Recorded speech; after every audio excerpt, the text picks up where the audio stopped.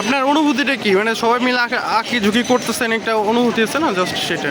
এটার অনুভূতি হচ্ছে যে আপনারা তো সবাই জানেন যে আমরা একটা আন্দোলন করলাম ছাত্র সমাজ সবাই মিলে, শুধু ছাত্র সমাজ না, ছাত্র জনতা, এই দেশের মানুষরা মিলে ন্যায়ের পক্ষে একটা আন্দোলন করলাম, যেটার ফলস্বরূপ হচ্ছে আমাদের 5 আগস্ট অর্থাৎ আমাদের 24শে জুলাই আমরা একটা বিজয় লাভ করলাম।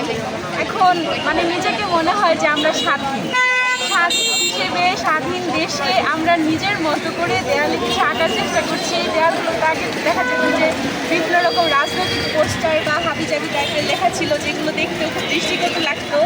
তো আমাদের সবার উদ্যোগে নিজেদের মনের স্বাধীনতা, বাক স্বাধীনতা বলেন বা নিজের মনের আনন্দটা প্রকাশ করার জন্য আমরা দেয়ালে টুকিটাকে আঁকার চেষ্টা করে আমাদের শহরটাকে একটু সুন্দর করার চেষ্টা করছি।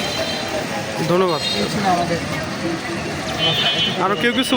হ্যাঁ, আপনারা জানেন যে আমরা দীর্ঘদিন প্রায় 1.5 থেকে 2 মাস ধরে সকল ছাত্রছাত্রী মিলে আন্দোলন করেছি, দুটো আন্দোলন শুরুটা নিয়ে, এবং সবাই মিলে দেখা যাচ্ছে যে আমরা সবাই মিলে স্বাধীনতা অর্জন করেছি।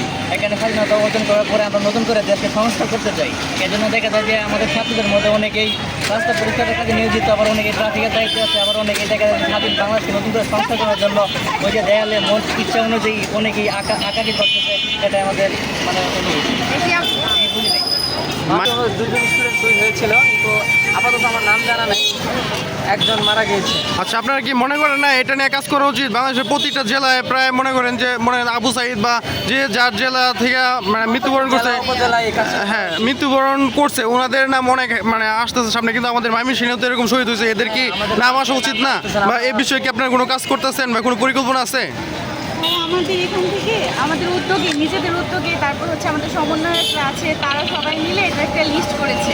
এখন লিস্ট অনুযায়ী সেই লিস্টগুলো যারা শহীদ হয়েছে তাদের সবার সাথে অ্যাড করা হবে, আর তাদের পরিবারের পাশে কীভাবে দাঁড়ানো যায় বা এটার জন্য তাদের হয়ে আমরা কি করতে পারি এটার একটা সিদ্ধান্ত নেওয়া হবে। এটা আমাদের পরিকল্পনা আছে।